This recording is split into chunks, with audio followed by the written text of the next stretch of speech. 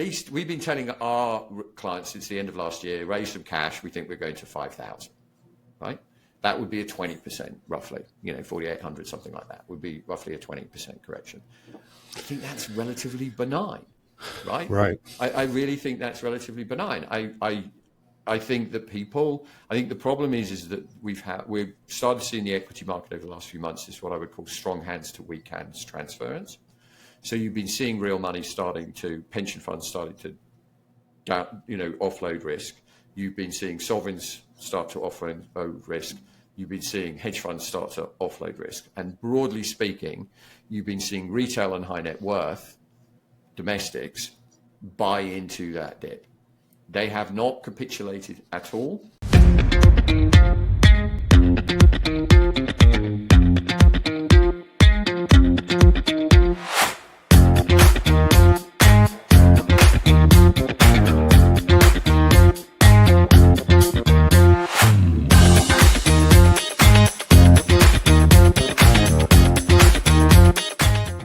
Welcome back to Metals and Miners. I'm its founder and its host, Gary Bohm.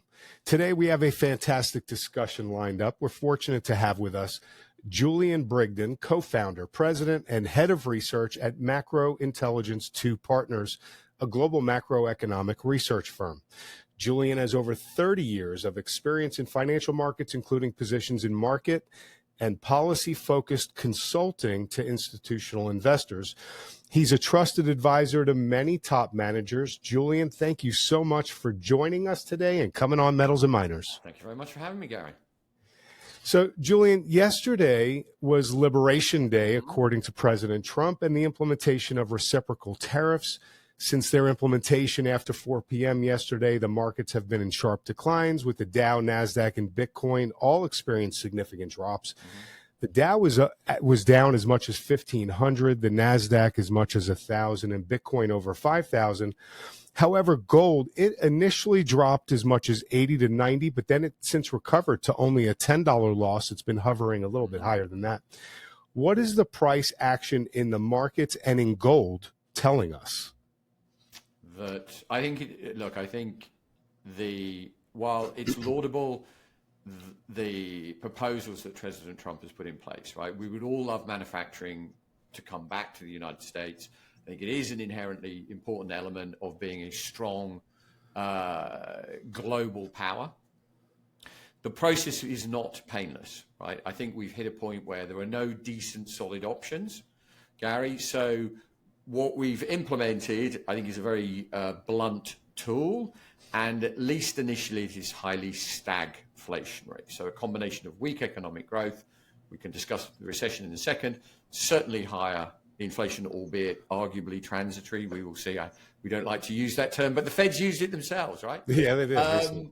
So I think that is kryptonite for equities, absolute kryptonite, because you lose volume in terms of your sales because people can't afford them, and you lose pricing power because your input costs are rising and you can't charge as much. So this is absolutely a disastrous situation for the equity market, and I think you can see that in the price action. And then gold, I think, is an intriguing one, Gary. We are long-term structural bulls in gold. We have been banging the drum for a number of years.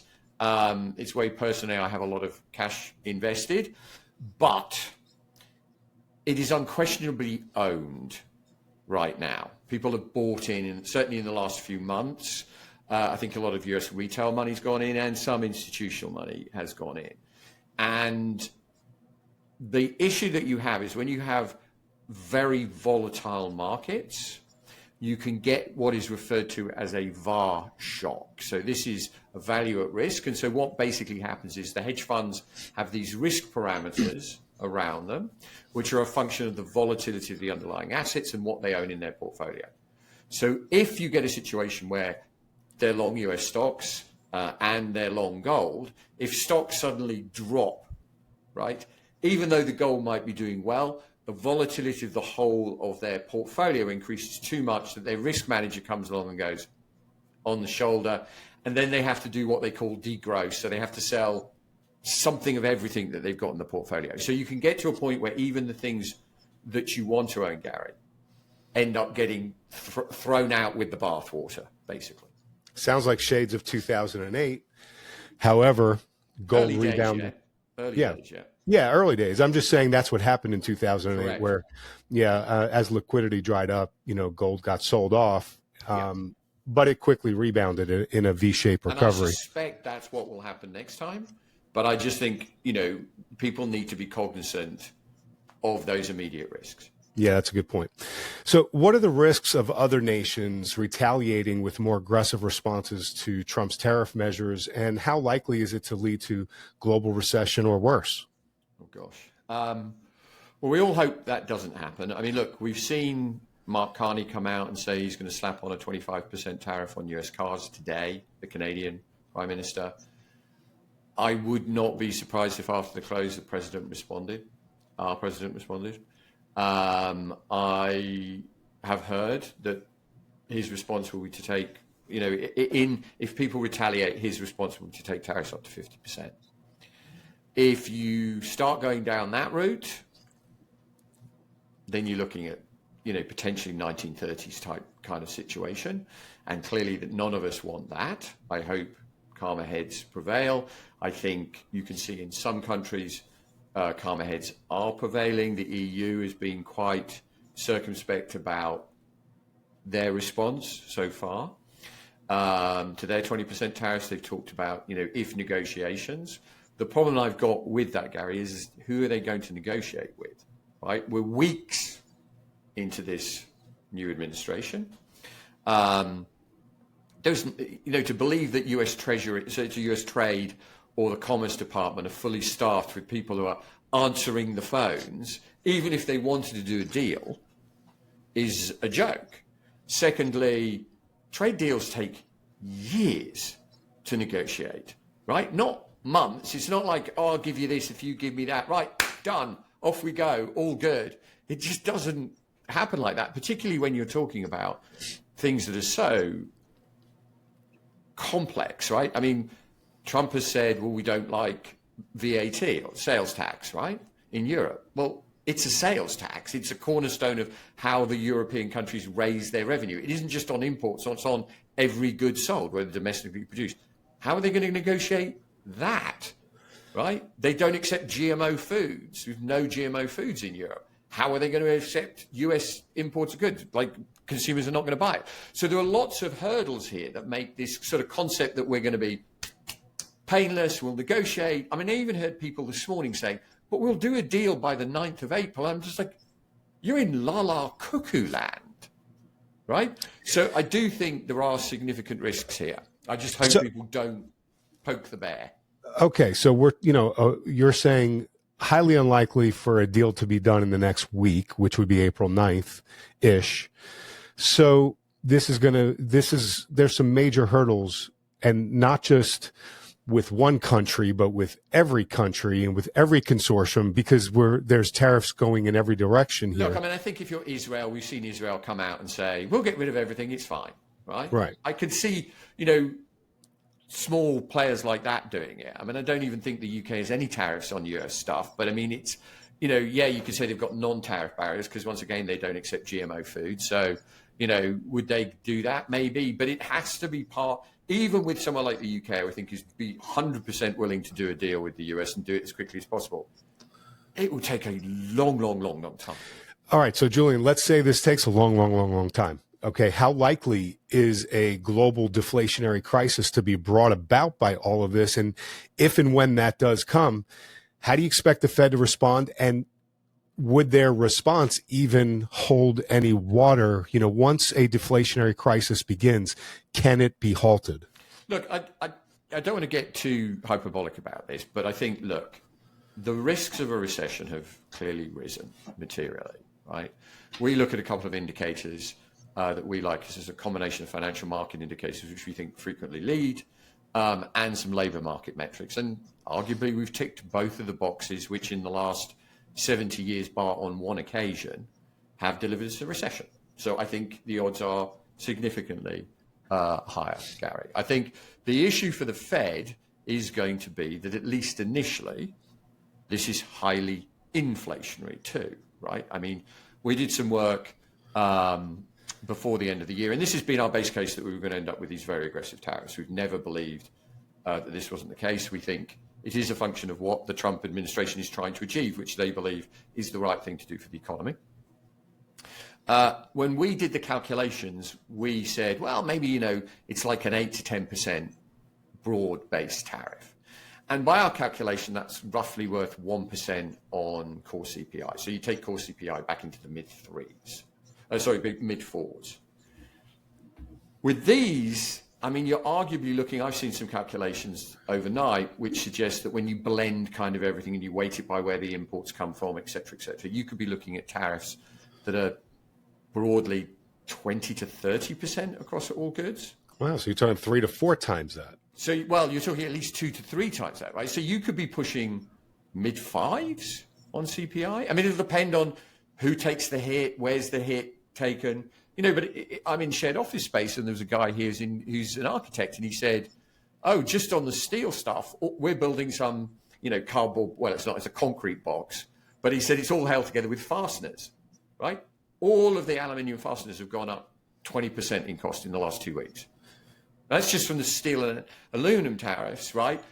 So you just think when you start multiplying that across a myriad of different things, the consequences, I think, are quite material. And that makes the Fed's job hard. Now, I do think this is a Fed that always errs on the side of trying to keep growth going. They are not a Teutonic Bundesbank-esque old-style central bank that was only interested in inflation, and they will beat you until they get, you learn the lesson, right? This is no Paul Volcker at all, right? But it is going to be extraordinarily hard for them to act until they see material signs of weakness in the labor market. And typically, Gary, by that point, it is too late, because labor employment metrics, you can go and run moving averages over them. And if you can do that, then definitionally they are momentum plays. So once you start to lose jobs, a job loss begets another job loss, begets another job loss, et cetera, et cetera. So I think we are in a pretty precarious situation. Yeah. And I'm not trying to paint you into a hyperbolic corner, right, but it sounds to me like your higher probability base case is we're headed for a problem here. Yes, I think that's absolutely. Look, if you go back and look at the last 90 years, the average recession results in, the average correction of the S&P in a recession is 30%. Is that what you're expecting? I think at least we've been telling our clients since the end of last year, raise some cash. We think we're going to 5,000, right? That would be a 20%, roughly, 4,800, something like that, would be roughly a 20% correction. I think that's relatively benign, right? Right. I really think that's relatively benign. I think that I think the problem is that we've started seeing the equity market over the last few months is what I would call strong hands to weak hands transference. So you've been seeing real money pension funds starting to, offload risk. You've been seeing sovereigns start to offload risk. You've been seeing hedge funds start to offload risk. And broadly speaking, you've been seeing retail and high net worth domestics buy into that dip. They have not capitulated at all. My sense is, Gary, I've watched a few CNBC interviews where I've went, whoa, that person is very aggressively over defensive here. And, these are sort of the wealth manager from blah, blah, blah shop or the whatever. And you just get the sense that US investors in particular bought into an assumption around Trump and what the president meant that now they're feeling betrayed by. And so to go through the various stages of grief, they're kind of at anger. They haven't got to acceptance yet, so they haven't cut their positions. All right, so you just led me directly right into my next question, Julian. With global liquidity forecasts, well, actually, what I wanted to ask first before I asked that was, speaking of this structural shift and the handoff and the fact that they're psychologically they have not accepted it, how far down does this market potentially have to go before they capitulate? I mean, it can't be that much lower. I mean, a couple more days of these sorts of moves and we will get there. I mean, if by this evening we've got a 50% retaliatory tariff on Canada again tomorrow, right, this market is going to puke again, right? So, you break Bitcoin through, 81, 82,000, it's going to puke, right? So I think you could be getting close to that. But to me, that's still just going to be, I do want to stress to people, one of the things that we've been stressing to our clients is most people have a recency bias. Most people, a lot of people have not been doing this thing as long as I've been doing it. You can see from the side of my temple that this is not my first rodeo. I think one of the things that scared me, particularly since sort of middle of the last decade, is that you've got a bunch of relatively new people who've come into the market whose assumption is if something moves one standard deviation from the mean, you buy it. If it moves two, you back up the truck. And I've been saying to my clients, look, we could look back at yesterday and see it as a point in history, an absolute event that creates a divergence, right? Now, I'm old enough to have been around for a few of those events, and those are not the ones where you just blindly close your eyes and go, oh, it's down 5%, I buy it. Oh, it's down 10%, I buy it again. Because what happens if it drops 40, right? And so I think I'm waiting to see, I see those signs of capitulation. I really want to see blood in the streets. I really want to see people on CNBC get bearish and puke their positions, because they're generally that's a channel of what I would call cheerleaders, right? And I want to see some of that position adjustment. And one of the things that I'm watching, maybe some people might have access to, if you look at the shares outstanding for something like the MAG 7 ETF, which is MAGs, it's doubled since the election and no one's sold. And yet they're all underwater already on that position.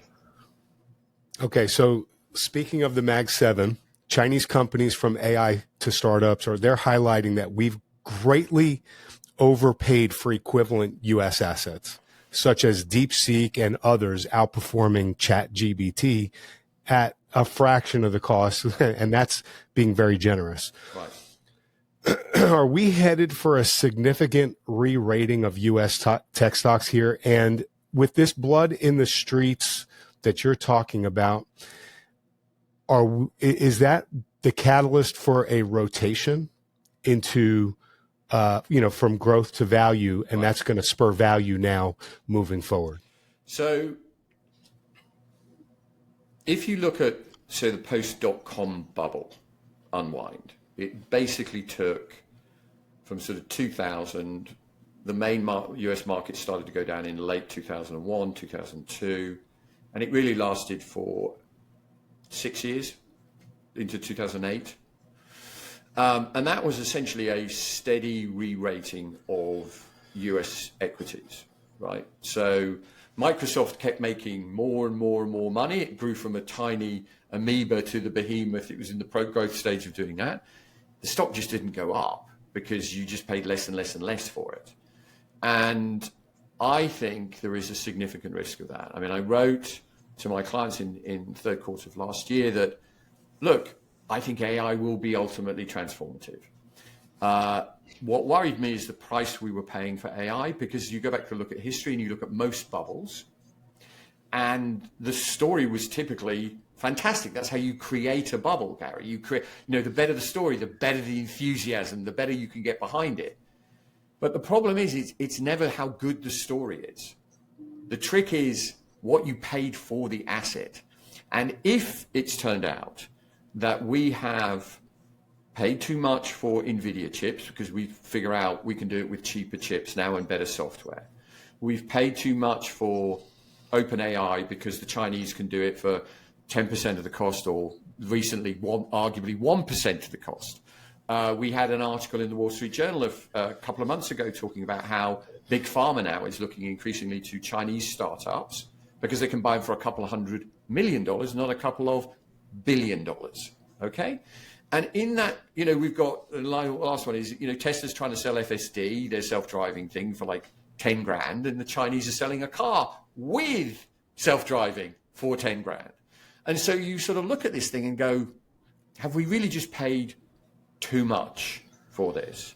And I think in that environment, and it ties in, to the dollar very, very strongly, right? Because remember, the Trump administration wants a significantly lower dollar. It's part of resetting. We've heard all these rumors about this Mar-a-Lago Accord, whether that actually comes to pass or not, we don't know. But they clearly want a lower dollar.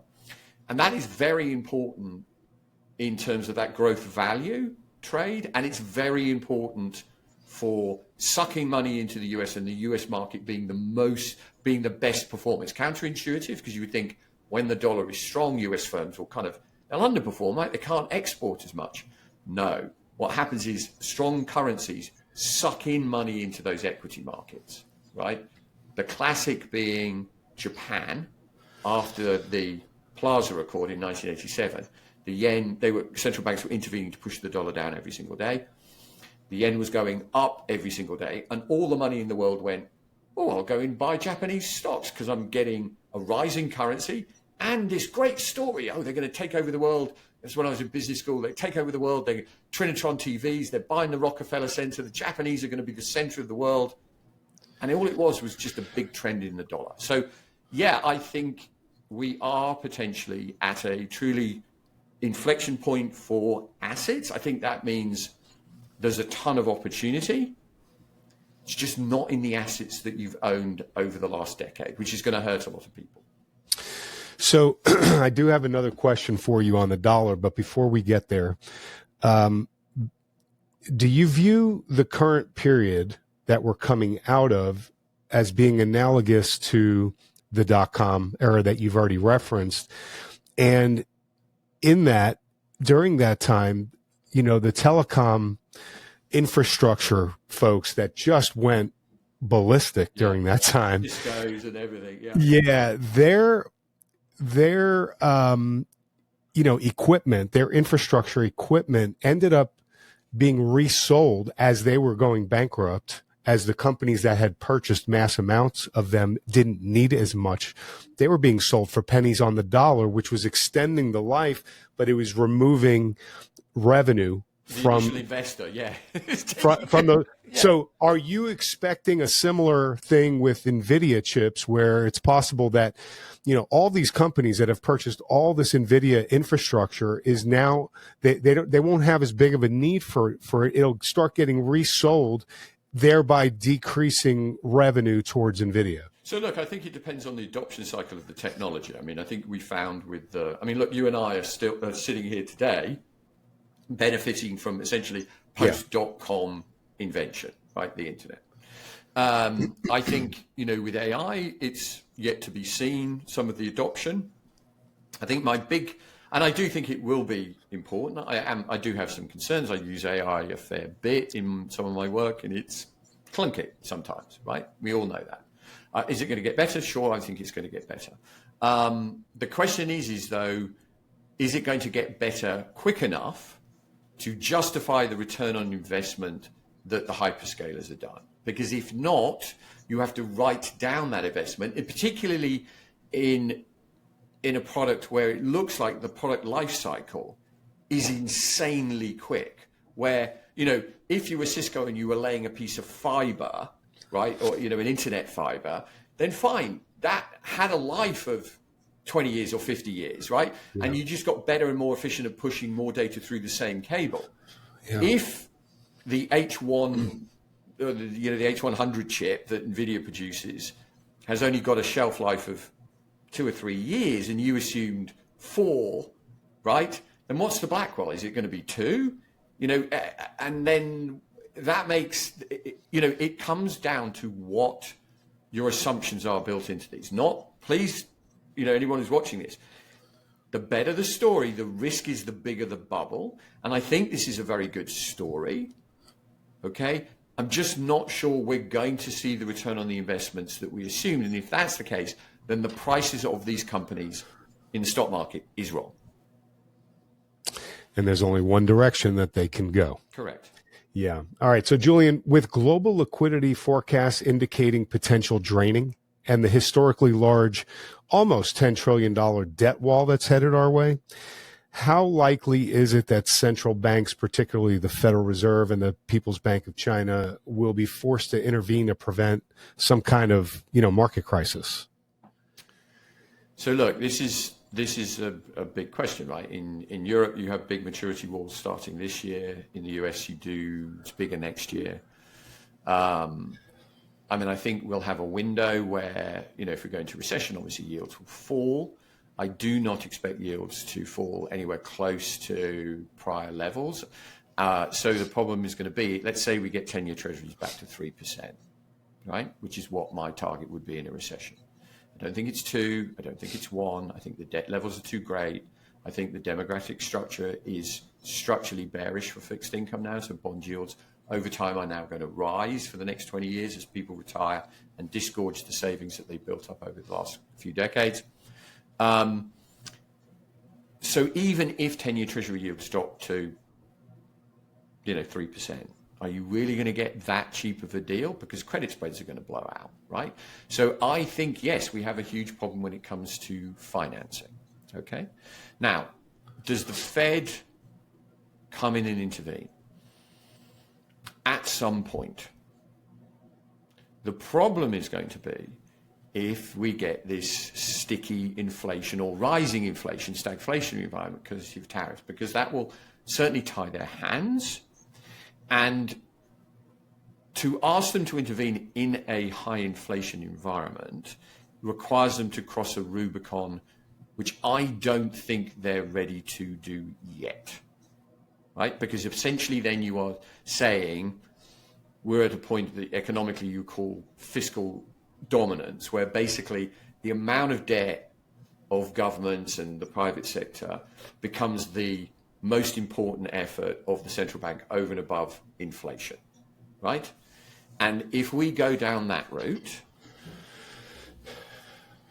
then you're talking, that's when I can get hyperbolic and say Weimar Republic kind of. It's hyperinflationary. Hyperinflation sort of stuff, right? But significantly higher inflation, because you're going to end up with a very, very weak dollar in that situation. So, certainly if you're the only one doing that, right? So what's the alternative? So they don't cross the Rubicon. They don't get involved. You take the pain. You take the pain. And We're not very good at taking pain. We seem to be, the whole of the Western world looks like a bunch of namby-pamby little, people these days. I look at, they're talking about bringing conscription back in the UK, right? Because they need it to get, and you're like, these are not the people of the 1930s or the 40s who were A, patriotic, and B, they used to work physically, right? They used to work physically. We have a generation that all they do is this is physical work, right? Yeah. All right. So no pain tolerance. Well, let's just finish off this segment here with what kind of pain are we talking? If it gets to the point where, inflation is elevated because of tariffs, liquidity is running dry, where growth has slowed down, how much pain? So look, the average post-war recession sees, I think unemployment, if I can remember correctly, is like 3.3 or 3.4% rise off the lows. So you're looking 7%. Is that what you're? Are you expecting that? I'm not seeing it in the models yet, but I don't think it's hard. Look, if this equity market continues to go, yeah, because I hate to say we have this theory which we call hyper-financialization, Gary, and it's a little distressing, but I think it's intuitive to most Americans. CEOs are not paid to produce anything, right? Up until recently, we didn't even want them making profit, right? We just wanted revenue. They are simply and utterly stewards of their equity price. That is the only thing they do. That is in many respects why we've ended up where we are now, because we allowed the Josh Welch thing to maximize shareholder return. So it was the C-suites that are really the arch nemesis of the country, because they are the ones who made the decision to ship it all off to China or ship it all off to Mexico. Sure, Mexico and China have benefited but the decision was made right here in Detroit, okay, or right here in Michigan or wherever the heck it was, right? So this is all these guys care about, right? Remember, they are the most leveraged participants in the equity stack because they have options, not physical equity. So if stocks start to fall, what will they do? They will go to the cabinet that says break glass in the case of an equity decline, and they will grab the axe and they will start cutting. And, you know, how far we fall in or how far unemployment rises will be a function of how far the equity market falls. Okay, so I don't want to spend too much time on this particular part, but what I do want to ask you, and this is a different time today, 2025, than ever before because of the automation through AI and robotics. If we end up going through a rough patch where we hit that standard 3.3 to 3.6 increase in unemployment, maybe slightly worse. So now we're in the 7s to 8%. That takes time to unfold. That's could be a couple of years. Yep. As far as AI and robotics have advanced till now, they're going to advance further. How much of a impediment to getting back into the workforce at that point will that be for some of those people, as automation and robotics will actually be more cost effective and possibly be even better at the job than those who have been let go? Blimey, I thought I was a bear, Gary. I mean, you sound like you really, you really outdone me. Look, you know, they're very valid points.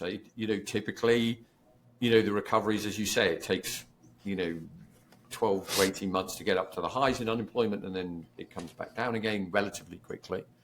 I do wonder if we just don't fall. I think we will come back down. We would come back down, but do we get back down to 4, or do we get stuck at 5.5? That was what I was thinking. We'll have a higher floor. I think that's the risk. I think that's definitively the risk. Okay, well, that we can dive into that another time. You know, maybe make an entire show out of that. But during most sell-offs, the dollar typically soars. Mm-hmm. But this time, the U.S. dollar has been falling alongside stocks due to a potential bubble in dollar assets bursting under these new fiscal policies that are being brought out. Are there historical parallels to that, and how significant is this dynamic that's shaping up? It's difficult to say if there's a historical parallels, because remember, we really only have a freely floating exchange rate since the 1970s. So it's not. There have been times. So if you look back recently, we've had times when you've had the euro actually not go down when US assets have sold off, and that's because European investors are quite heavy owners, have been some of the biggest providers of liquidity to fund our exceptionism, Gary. Let's put it like that, right? So, you know, if you consider spending money like a drunken sailor exceptional, we've been pretty good at that, right? Right. So you have. I feel like I should be giving you an applause. So you have seen times when the euro hasn't gone down, which you would think, you know, so the dollar has gone up and the euro should go down. That hasn't happened. The euro's kind of sat there. Other things have gone down. So the Aussie may have gone down, the Australian dollar may have gone down, the New Zealand dollar, the pound, whatever. But the euro is a kind of a big provider, has not. So, but this is very unusual, this situation. And it was one of our base cases that we were talking to clients about.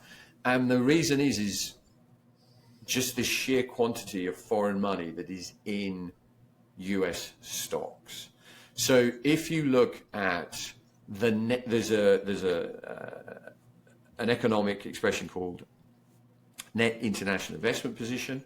You can look it up, the NIP, and it is basically refers to the assets that we as Americans own overseas and foreigners own in the United States.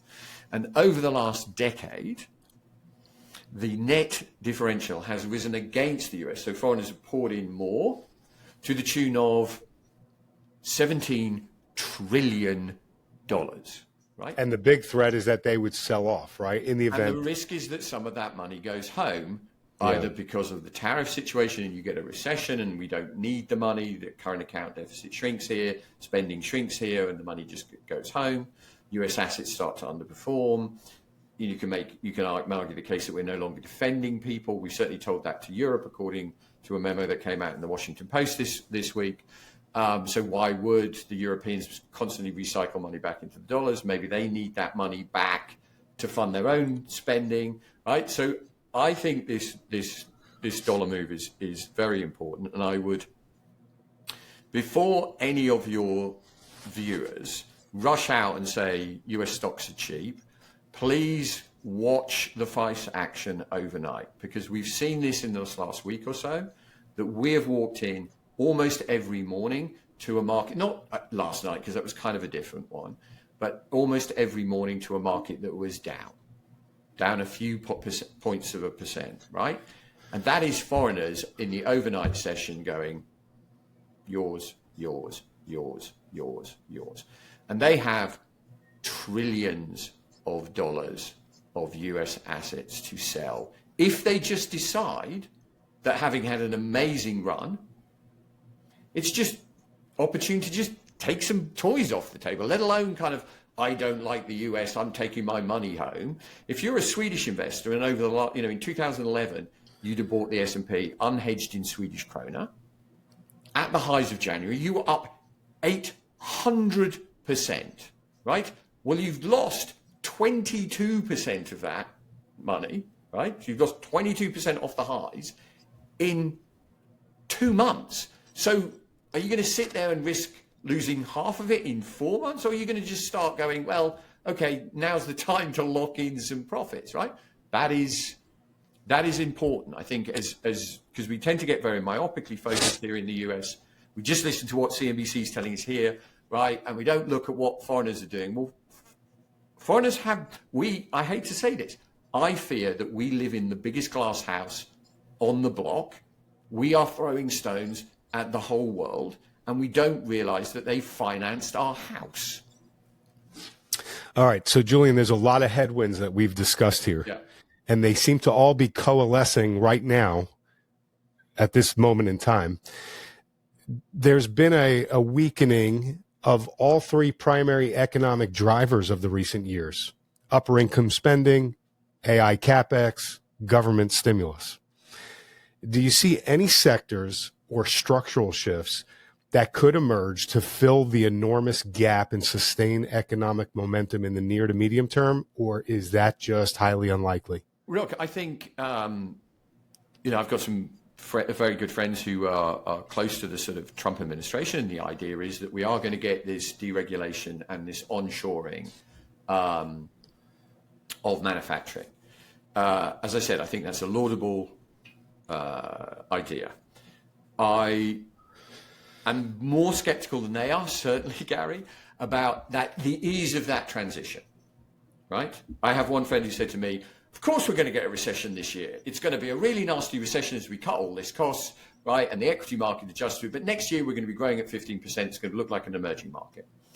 And I think that's possible, but I'm much more skeptical. I think there's a real danger in terms of actually what can pass through Congress in terms of tax cuts. Obviously, I think we roll the existing TCJA, but from an economic perspective, that would just be a unchanged baseline. You need more tax cuts, and I'm not sure that we're going to be in a position to do that. Automatic stabilizers, so kind of unemployment benefits and stuff like that, are going to be kicking in quite soon. That will be bad enough for the deficit. So can we then pile in another couple of trillion on top of that? Not sure. Secondly, I think we have created a huge degree of uncertainty for CEOs as to, they need certainty. We are not going to get certainty for some time. As I said, as we discussed at the beginning of this conversation, there is no one in trade or commerce who can pick up the phone to the UK and say, well, let's hammer this one out now. Right. 6 months later, maybe you get a deal, but more likely 2 years from now you get a deal.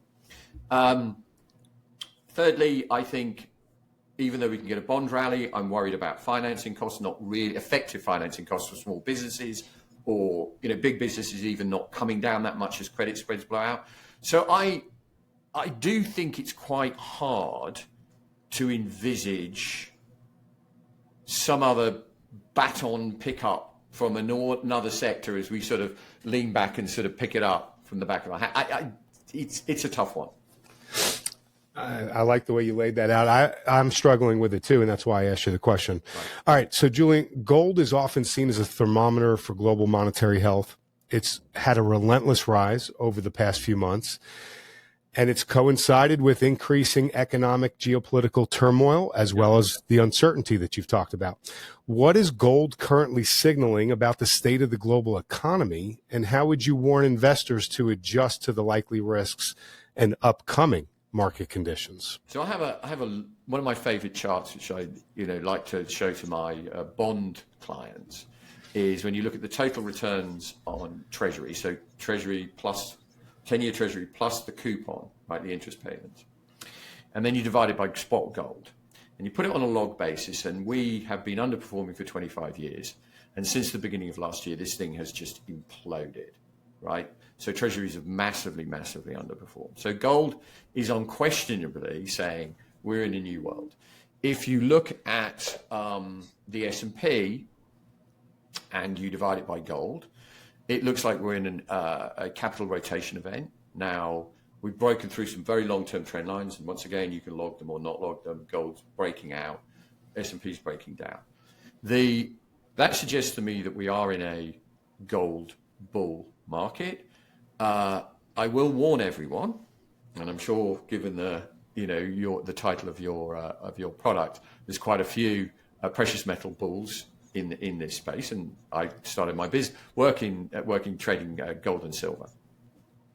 But to get true bull markets, as opposed to in precious metals, as opposed to just a bull market where everything kind of goes up, which we've been up until now, typically takes an absolute bloodbath in the equity market. We're talking the 1930s, the 1970s, the dot-com bubble, right? You're talking to get to that point where gold just goes up hundreds of percent on its own, right? The rest of the world has been in a very bad place. So I've had friends who said, I think my long-term target for silver is $150. And I'm like, okay, mate, that's great. But I'm just warning you now, you may not like the world that is required to get silver to $150. By the way, $150 isn't even equal to the inflation-adjusted high from 1980. Right. So look, I think gold is telling us that we are in a world of increasingly fiscal dominance, where the room for governments is relatively limited, where the value of government debt in the G7 is, the inherent resilience of that debt is very poor, right? I advocate owning it. I think right here, right now, it might be a little bit, as I said, extended, and there's a risk that it can get sold off.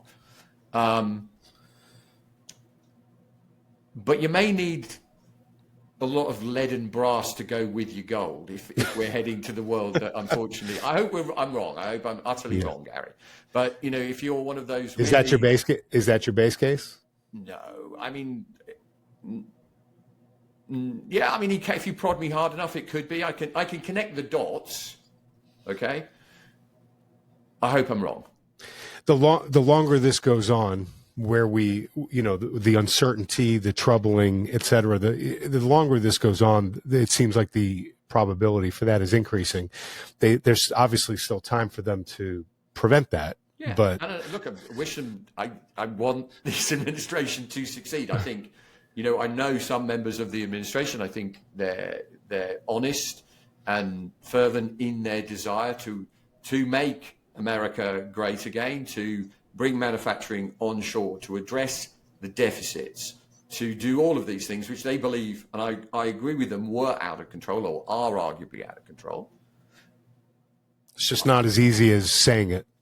Yeah, and I think, but I think they also understand that we are at a devil or the deep blue sea moment. So there are no easy options, Gary. You could stay on the path and you will end up with the devil, like you lose, right? Or you can jump into the deep blue sea.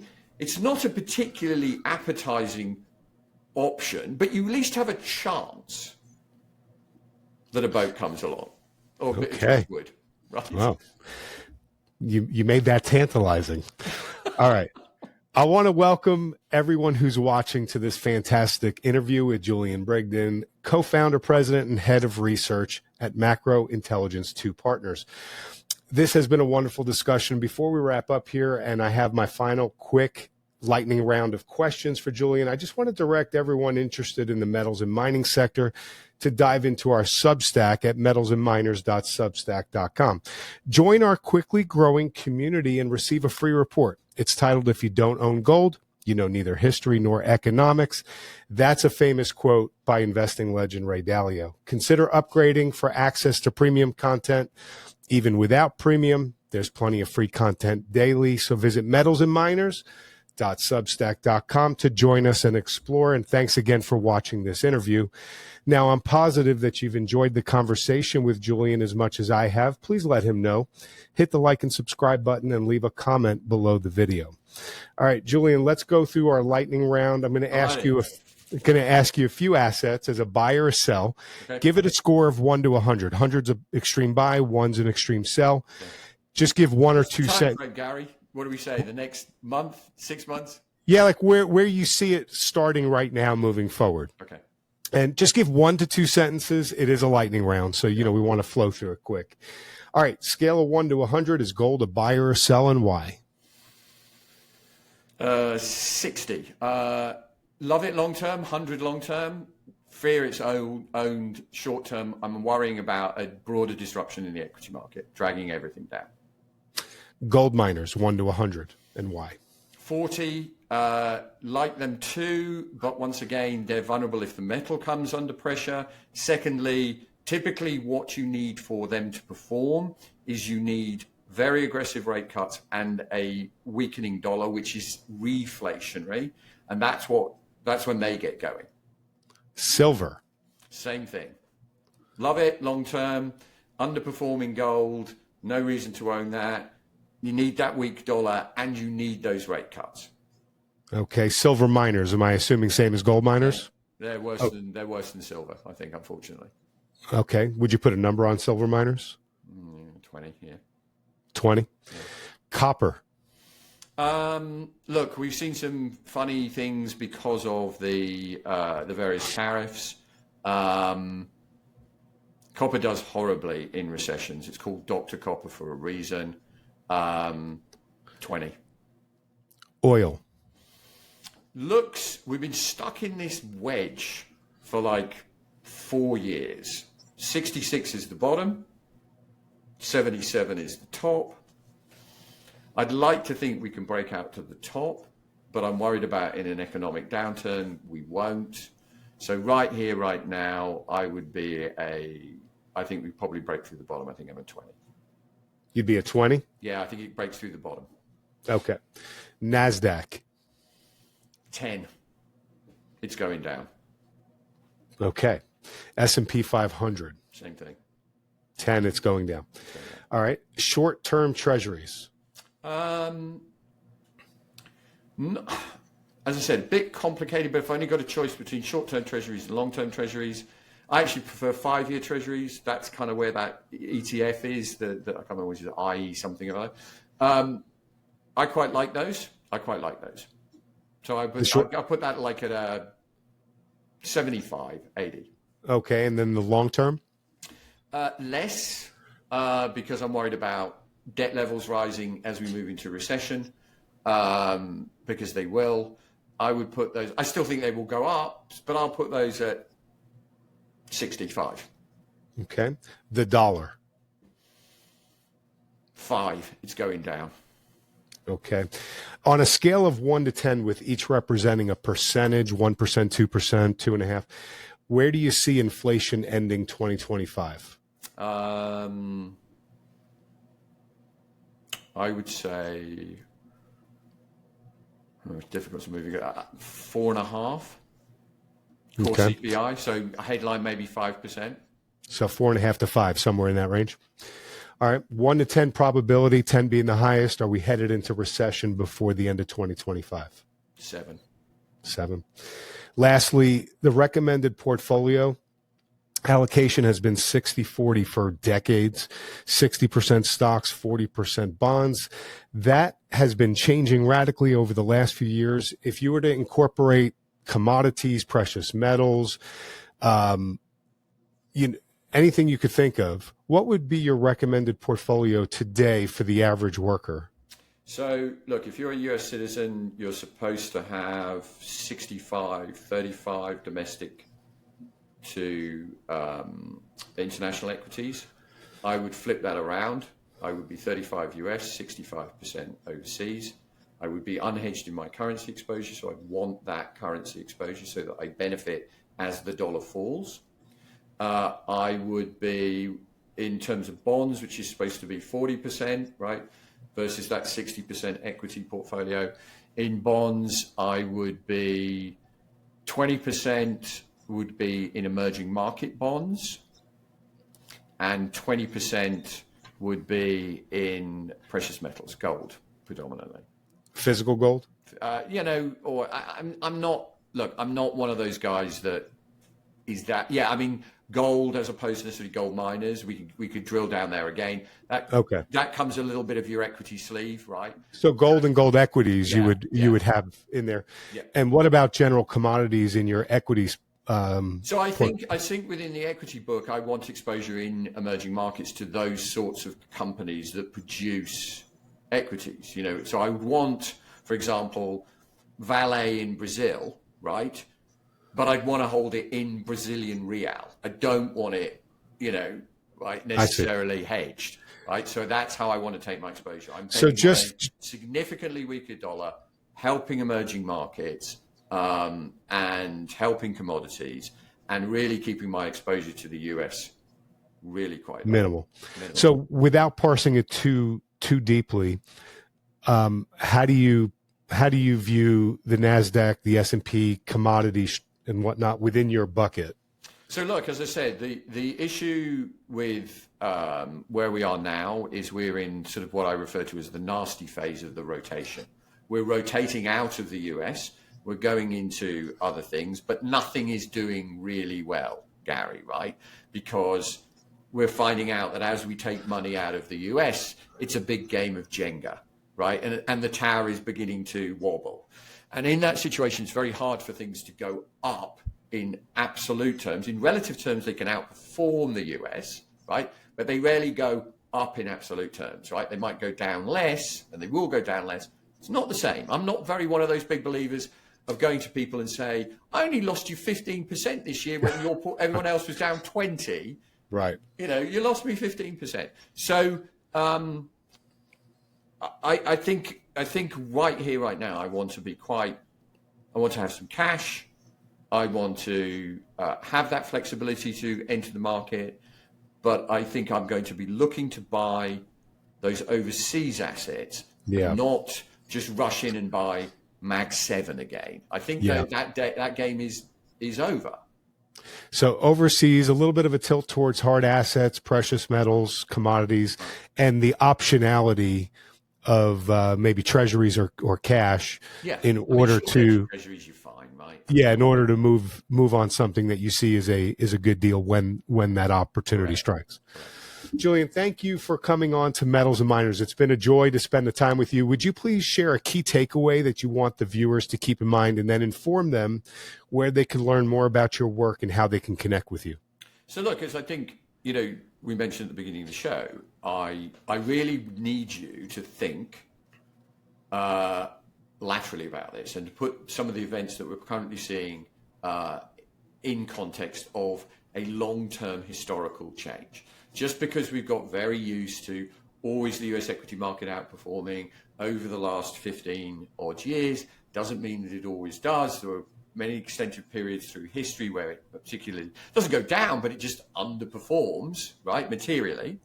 And, those are typically being triggered by large macro events. And this is when macro really, really comes into its fore at those inflection points. I believe we're at one of those. I think you've got to think about things from a much bigger perspective. And that means being very careful and circumspect about when you enter trades, how you enter trades, just assuming this doesn't actually always 10% down. Ooh, you know, right? It may be a lot more than that. So I think that's the thing that I would take away with. In terms of how you get hold of us, look, if you're an institutional client and you're interested in finding out what we do, or indeed you want to find out about our retail product called Macro Capture. And by the way, we've got this, we've nailed this. We had launched it at the end of last year. We've absolutely nailed it in terms of our calls. Then reach out to support@mi2partners with the number 2.com. Or if you just was, ping me on X, Julian@mi2. Wonderful. I'll have all that information up on the screen, and in the description area, there'll be click-throughs so everybody can get over to you and check you out and ping you that way. I look forward to having you back on sometime soon, Julian, and thank you for being here with us, and everybody else, thanks for watching. Thank you very much.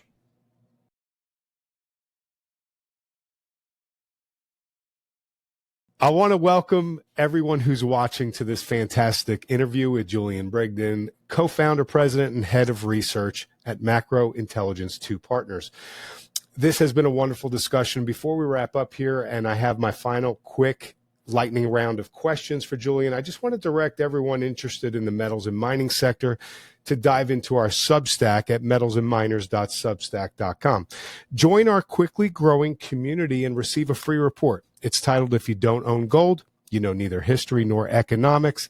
That's a famous quote by investing legend Ray Dalio. Consider